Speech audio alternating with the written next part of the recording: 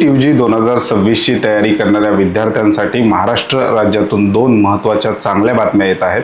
दोन्ही बातम्या medical कॉलेजेसच्या fees संदर्भात आहेत.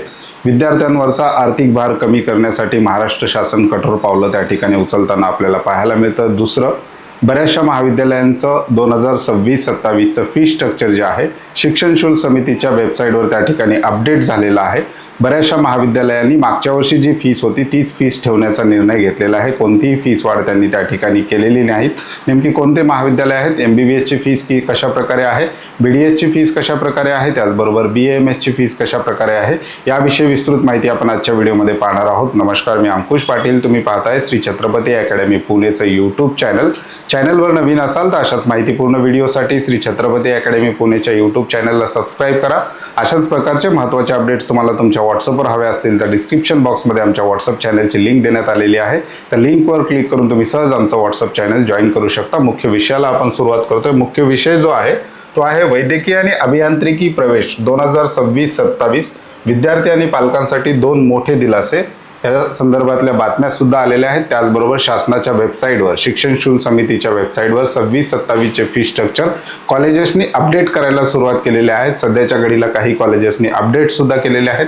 त्याच्यामध्ये नेमकी वाढ झाली आहे का? कारण दरवर्षी 5 ते 10% कॉलेजेस त्या ठिकाणी फीस वाढवत असतात, परंतु यावर्षी नो अपवर्ड रिव्हिजन म्हणजेच कॉलेजेसनी फीस न वाढवण्याचा निर्णय घेतलेला दिसतो. ते सुद्धा वेबसाईट आपण डिटेलमध्ये पाहणार आहोत. तत्पूर्वी रिनीट UG 2026 साठी प्रिपरेशन करणाऱ्या विद्यार्थ्यांसाठी छत्रपती अकॅडमी पुणेचं हे कट ऑफ मंत्र ॲप आहे. या ॲपमध्ये देशभरातील नामांकित 7 जे काही इन्स्टिट्यूट आहेत किंवा जे काही कोचिंग क्लासेस आहेत त्यांच्या टेस्ट सिरीज आता चालू आहेत. त्या टेस्ट सिरीज एकाच वेबसाईटवर एकाच ठिकाणी विद्यार्थ्यांना त्या ठिकाणी मिळवायचं असेल तर छत्रपती अकॅडमी पुणेच्या ऑनलाईन ॲप्लिकेशनमध्ये फ्री बुकलेट या सेक्शनमध्ये आपण या टेस्ट सिरीजच्या डायरेक्ट लिंक त्या ठिकाणी ठेवलेल्या आहेत. त्याचबरोबर ज्या विद्यार्थ्यांना नीट संदर्भात किंवा वैद्यकीय प्रवेश प्रक्रियेसंदर्भात मागच्या 17 वर्षाचे क्वेश्चन पेपर, मग जेव्हा AIPMT होती तेव्हापासूनचे जे काही क्वेश्चन पेपर ते 2026 किंवा 25 पर्यंतचे जे काही क्वेश्चन पेपर एकाच ठिकाणी सोल्युशन सहित पाहिजे असतील ते सुद्धा आपण आपल्या ऑनलाईन ॲप्लिकेशनमध्ये फ्री बुकलेट सेक्शनमध्ये दिलेले आहे.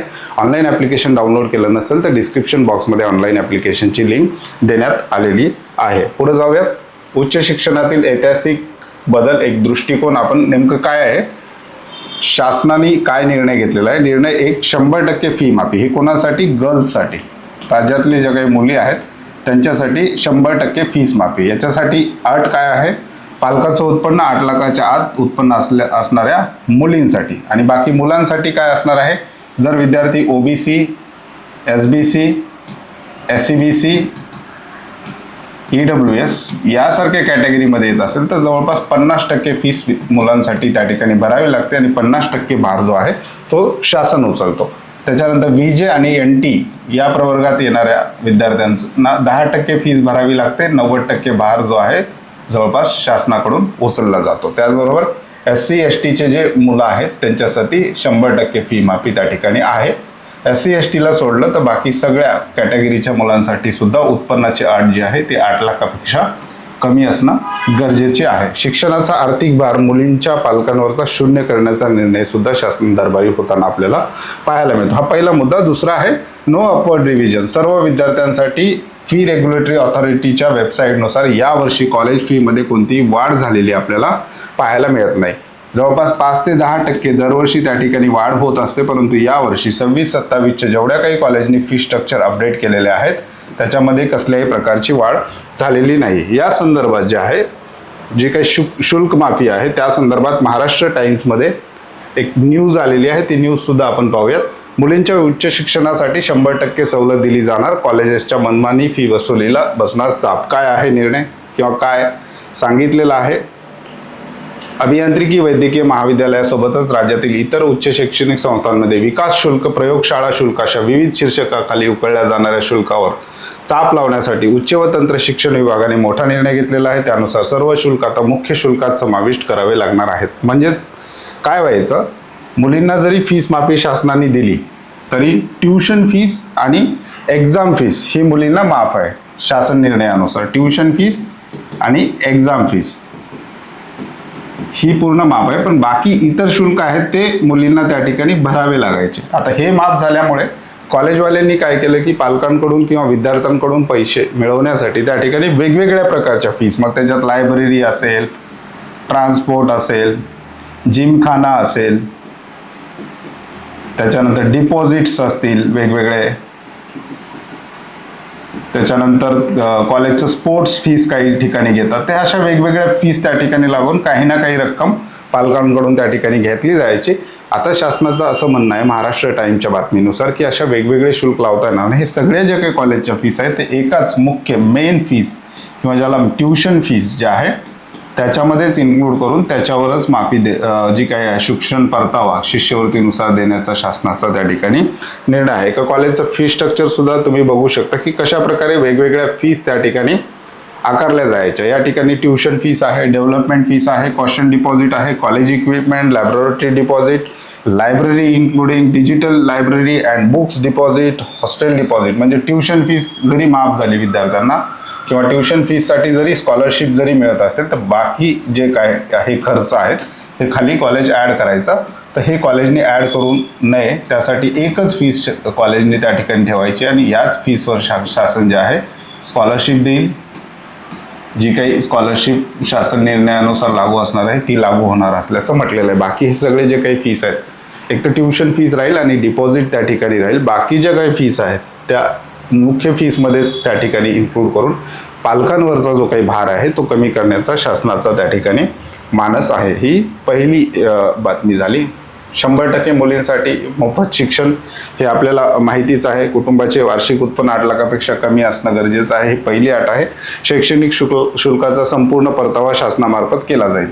ट्युशन फीस पहिले ट्युशन फीस होता आणि एक्झाम फीस होता. आता कॉलेजच्या वेगवेगळ्या फीस कॉलेजला लावता येणार नाही, एकाच फीसमध्ये इन्क्लूड करावं असं त्या बातमीमध्ये आल्याचं आपल्याला पाहायला मिळतं. छुपी फीस, हिडन फीस पूर्णपणे बंद. विकास शुल्क, लॅब फी, अतिरिक्त पैसे द्यावे लागायचे. आता सर्व मुख्य शुल्कात ट्युशन फीसमध्ये ते समाविष्ट होणार. वसतिगृह फीस अनेक ठिकाणी सक्ती केली जायची, आता पूर्णपणे ऐच्छिक असणार आहे की हॉस्टेल घ्यायचंय का नाही हे सुद्धा त्याच्यामध्ये सांगितलेलं आहे. वाहतूक, जिम सुविधा अनिवार्य असायची, आता पूर्णपणे ऑप्शनल त्या ठिकाणी करण्याचा शासनाचा त्या ठिकाणी मानस असल्याचं आपल्याला पाहायला मिळतं. त्याच्यानंतर पंजाबराव देशमुख निर्वाह भत्ता योजना, ज्या पात्र विद्यार्थिनींना वसतिगृहात जागा मिळणार नाही त्यांना बाहेर राहण्यासाठी दरमहा 6,000च्या आसपास त्या ठिकाणी भत्ता सुद्धा दिला जाणार आहे. हे कधी मिळतो भत्ता? जेव्हा आपण एखाद्या विद्यार्थिनीचं किंवा विद्यार्थ्याचं ॲडमिशन मेडिकल कॉलेजमध्ये होतं, कॉलेज सुरू झाल्यानंतर महाडीबीटी पोर्टलवर स्कॉलरशिपचे फॉर्म निघतात, त्यामध्ये ह्या गोष्टीचा सुद्धा समावेश करण्यात आलेला आहे. वसतिगृह निर्वाह भत्ता ज्याला आपण म्हणतो. त्याच्यानंतर पुढचा जो महत्त्वाचा निर्णय आहे नो अपवर्ड रिव्हिजन. हा डिसिजन बऱ्याचशा कॉलेजनी घेतलेला आहे.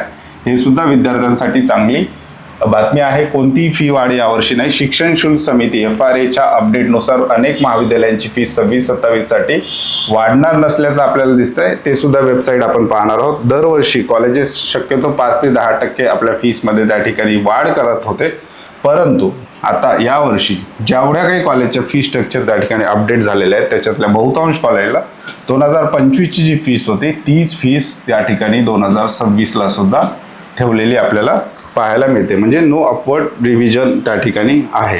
ते आपल्याला कुठे तपासता येईल? शिक्षण शुल्क समितीच्या जर आपण वेबसाईटवर गेलो तर त्या ठिकाणी आपल्याला पाहता येईल. या ठिकाणी शिक्षण शुल्क समितीची ही महाराष्ट्र शासनाची वेबसाईट आहे. या ठिकाणी आपण सिलेक्ट केलं, मेडिकलमध्ये गेलो, सब टाईप MBBS आधी आपण पाहूयात कोणकोणत्या कॉलेजेसनी फीस अपडेट केलेली आहे, कशा प्रकारे त्यांचं अपडेट त्या ठिकाणी आलेलं आहे.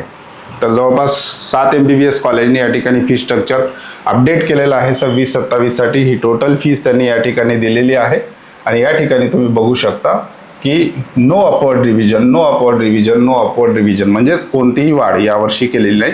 मागच्या वर्षीचं जे काही फी स्ट्रक्चर आहे तेच कंटिन्यू त्या ठिकाणी राहणार आहे. MBBS बाबतीत जवळपास 7 कॉलेजनी फी स्ट्रक्चर अपडेट केलेलं आहे. हे कॉलेजचे नाव आहेत. त्याच्यानंतर जर आपण बघितलं डेंटलसाठी, BDS साठी जर बघितलं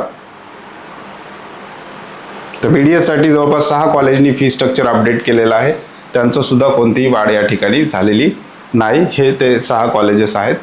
त्याच्यानंतर BAMS साठी जर आपण बघितलं, प्रत्येक कोर्सचं तुम्ही या ठिकाणी बघू शकता. महाराष्ट्र राज्यातले प्रायव्हेट सेमी गव्हर्नमेंट कॉलेज आहेत त्याचं फी स्ट्रक्चर या ठिकाणी येत असतं शिक्षण शुल्क समितीच्या वेबसाईटवर.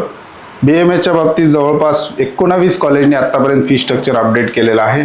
यांचंही नो अपवर्ड रिव्हिजन प्रत्येक कॉलेजच्या समोर त्या ठिकाणी दिसत आहे.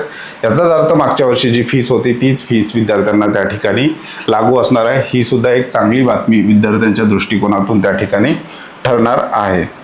तर हे दोन महत्त्वाच्या न्यूज होत्या ज्या विद्यार्थ्यांच्या पालकांचा आर्थिक भार जो आहे निश्चितच कमी करणारे आहेत.